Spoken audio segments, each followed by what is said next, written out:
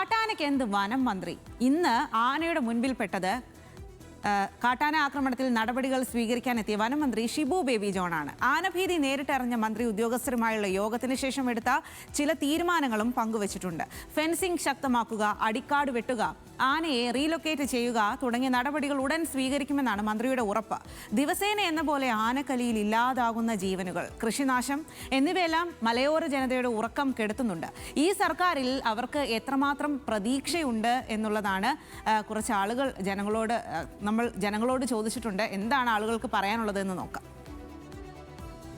സംസ്ഥാനത്ത് വന്യമൃഗശല്യം രൂക്ഷമാവുകയാണ്. പുതിയ സർക്കാരിൻ്റെ നടപടികൾ എത്രത്തോളം ഫലപ്രദമാകും? മനുഷ്യ വന്യജീവി സംഘർഷം ലഘൂകരിക്കാൻ സർക്കാരിന് കഴിയുമോ? ജനങ്ങൾക്ക് എന്താണ് പറയാനുള്ളതെന്ന് കേൾക്കാം. പുതിയ സർക്കാർ ഇച്ചിരി ഊർജ്ജസ്വലമായിട്ട് ഈ കാര്യങ്ങളൊക്കെ ഗൗരവമായിട്ട് കണ്ട് നടപ്പിലാക്കണം. അതാണ് ഞങ്ങൾക്ക് പറയാനുള്ളത്.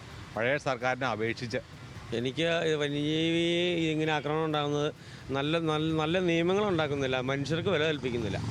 ഏറ്റവും വലിയ പരാജയം എന്ന് പറഞ്ഞാൽ മനുഷ്യരെ കഴിഞ്ഞ് വില മൃഗത്തെ കഴിഞ്ഞ് വില കുറവായിട്ട് മനുഷ്യർ കൽപ്പിക്കുന്നത്. അതിനൊരു മാറ്റം ഉണ്ടാകണം. പാർട്ടി ഏത് ഭരിച്ചോട്ടെ എന്തുമാട്ടെ. വിദേശത്തെ പോലെ വിദേശത്ത് വന്യജീവികളെ വേട്ടയാടാൻ വിടുന്നുണ്ട്. അതുപോലെ വേട്ടയാടാനായിട്ട് ഇവിടെയും നിശ്ചിത കാലാവധിയിൽ വേട്ടയാടാൻ സമ്മതിക്കണം. ഒന്നും അറിയാനാത്ത ആൾക്കാരെ പിടിച്ച് മന്ത്രിയാക്കിയേക്കണം. മന്ത്രി പറഞ്ഞിട്ടില്ല ഞങ്ങളെ കഴിഞ്ഞുള്ള ഒറ്റമൂല്യമൊന്നും ഇല്ലാന്ന് മന്ത്രിമാർ പറയണം. എല്ലാം ഒന്ന് മാറണം, അല്ലാതെ രക്ഷയില്ല. ഇതിപ്പം എല്ലാം ഊർജ്ജപ്പെടുത്തിയാൽ കുഴപ്പമില്ല. എല്ലാം താളം തെറ്റി എല്ലാം കിടക്കുവാണ്. എല്ലാം ഊർജ്ജപ്പെടുത്തിയാൽ സംഗതി മെച്ചപ്പെടും. ആനശല്യം കൂടുതലാണ്, അത് കുറയ്ക്കണം. അത് ഗവൺമെൻറ് ഇടപെടണം. ഇത് കുറേ കാലങ്ങളായിട്ട് ഈ വന്യമൃഗത്തിൻ്റെ പ്രശ്നങ്ങളുണ്ട്. എങ്കിൽ പോലും ഇപ്പോഴത്തെ ഗവൺമെൻറ് ഒന്നും ചെയ്തതിനായിട്ട് അറിയത്തില്ല. എന്തെങ്കിലും ചെയ്താൽ തിരക്കേടില്ല. നിലവിലുള്ള സർക്കാർ ഇപ്പോൾ അവർ കയറി ഉടനെ ഇപ്പം ഇതിനെപ്പറ്റി മുമ്പേ ഉള്ളത് പിടിക്കുന്നുണ്ടായിരുന്നു. ഇപ്പോൾ ഒത്തിരി എണ്ണത്തിനെ പിടിച്ചില്ല അവർ. പന്നികളെയൊക്കെ ഒത്തിരി പിടിച്ചിട്ടുണ്ട്. പക്ഷേ ഭയങ്കര ശല്യമായിട്ടുണ്ടായിരുന്നു. ഇപ്പോഴും അതുണ്ട്. ഇന്നലെ പിടിച്ച് തന്നെ പറഞ്ഞു അവിടെ ആന ഇറങ്ങിയെന്ന് പറഞ്ഞു. അവിടെ അപ്പുറത്ത് നമ്മൾ സഹിക്കുക, അത്രയേ ഉള്ളൂ. ഇപ്പം ഇവർ ഒന്നുകൂടെ നല്ലതായിട്ട് നോക്കി കഴിഞ്ഞാലേ ഒത്തിരിയൊക്കെ ഒതുങ്ങും. ഈ പന്നികളെയൊക്കെ ഒരുപാട് മനുഷ്യന് ഭയങ്കര ദ്രോഹമല്ലേ ഇത്. കേന്ദ്രത്തിൻ്റെ നിയമം അനുസരിച്ച് ചെയ്യാൻ പറ്റുള്ളൂ. പക്ഷേ ഇത് ഭീകരമാണ്. മനുഷ്യന് വിലയില്ലാണ്ട് പന്നി എന്ന് പറഞ്ഞാൽ ഈ ജംഗ്ഷൻ അടുത്ത് വരെ വരുന്നുണ്ട്. ഇപ്പം പിന്നെ ആന അതിൻ്റെ ബാക്കി. ഒരു പന്നി ചത്തു കഴിഞ്ഞാൽ അതിൻ്റെ പുറത്ത് കേസുണ്ട്. ഉണ്ട്. മനുഷ്യൻ എത്രണ്ണം ചത്താലും അതിന് കേസില്ലല്ലോ. അതല്ല ഇപ്പം നടക്കുന്നത്. സർക്കാർ സൗകര്യം കുറച്ചുകൂടെ ഫലപ്രദമായിട്ട് ചെയ്യണം. പിന്നെ ഇതെങ്ങനെയാണെന്ന് ചെയ്ത് നോക്കി കുറച്ചുകൂടെ കുറയ്ക്കണം. മനുഷ്യൻ്റെ ജീവന ഭീഷണി എന്നോ ഒരു ബുദ്ധിമുട്ടില്ലയോ. സർക്കാരിൻ്റെ പരിഹാര മാർഗം പോരാ. ഒന്നിൽ ഞങ്ങളൊക്കെ ആണെങ്കിൽ കൃഷിക്കാരായി വാഴ കുടിച്ച് വെച്ചാൽ മൂന്നാമത്തെ ദിവസം അന്ന് തന്നെ കുത്തി കയറിക്കളയും. കുറച്ചുകൂടെ കാര്യക്ഷമമായിട്ട് സർക്കാർ പ്രവർത്തിക്കണം. ജനങ്ങൾക്ക് ബുദ്ധിമുട്ടില്ലാത്ത വിധത്തിൽ മൃഗങ്ങളുടേതായ രീതിയിൽ അതിനെയും സംരക്ഷിക്കണം. അതാണ് നമ്മുടെ ഒരു ആഗ്രഹം. ജനങ്ങൾക്ക് ബുദ്ധിമുട്ടുണ്ടാകുന്ന ഒരു പ്രവൃത്തിയും മൃഗങ്ങളുടെ ഭാഗത്തുനിന്ന് ഉണ്ടാകാൻ പാടില്ല. അങ്ങനെ തന്നെ ആഗ്രഹിക്കുന്നു. പന്നി ഭയങ്കര ശല്യമാണ്. ഒന്നും നടാനൊന്നും ഒക്കത്തില്ല. തേങ്ങ പോലും കിട്ടുന്നില്ല. വീണ പിരിക്കാനും ആരുമില്ല. നിയമങ്ങൾ ഇങ്ങനെയല്ല നിയമങ്ങൾ വേണ്ടിയത്. നിയമം നല്ലവണ്ണം അത് തിരുത്തി എഴുതാനുള്ള പരിപാടി നോക്കണം. നിയമം നല്ല ശാശ്വതമായിട്ട് മുന്നോട്ട് പോകാനുള്ള പരിപാടി നോക്കണം. ആനയെ തുരത്താനുള്ള ഫെൻസിങ് സംവിധാനം, അതുപോലെ മറ്റ് കാര്യങ്ങളൊക്കെ കൂടി ആലോചിച്ച് ചെയ്യുന്നുണ്ട് എന്ന് പറയുന്നത് വലിയൊരു പ്രതീക്ഷയാണിത്. എൻ്റെ വാർഡ്. അപ്പോൾ നമുക്ക് ആ റോഡ് ഇപ്പോൾ വളരെ മോശമാണ്.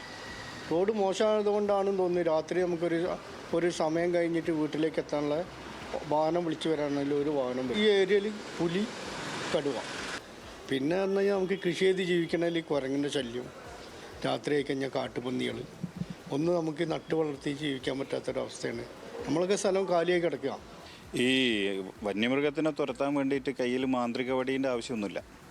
കാര്യമായിട്ട് ചെയ്യേണ്ടത് വകുപ്പിനെ ഏകോപിപ്പിച്ചിട്ട് കൃത്യമായ ഇടപെടലാണ് വേണ്ടത്. അത് ഫെൻസിങ്, ഇപ്പോൾ നൂതന ഫെൻസിങ് ഉണ്ടല്ലോ, അത്തരത്തിലുള്ള കാര്യങ്ങളൊക്കെയാണ് ചെയ്യേണ്ടത്. അല്ലാതെ ഉത്തരവാദിത്തപ്പെട്ട ആൾക്കാർ മാന്ത്രിക വടി ഇല്ല എന്ന് പറഞ്ഞ് മാറി നിൽക്കുന്നത് തികച്ചും വെല്ലുവിളിയാണ് ജനത്തിനോട്. പ്രതീക്ഷ ഇല്ല എന്ന് തന്നെ പറയാം. കാരണം ഒരാൾ മരണപ്പെട്ട് കഴിഞ്ഞാൽ ആ ഒരാഴ്ച മാത്രമാണ് സാധാരണ ഫോറസ്റ്റും അല്ലെങ്കിൽ മന്ത്രിയും MLA ഉൾപ്പെടെയുള്ള ആൾക്കാർ ഒരു ജാഗ്രത പുലർത്തുക.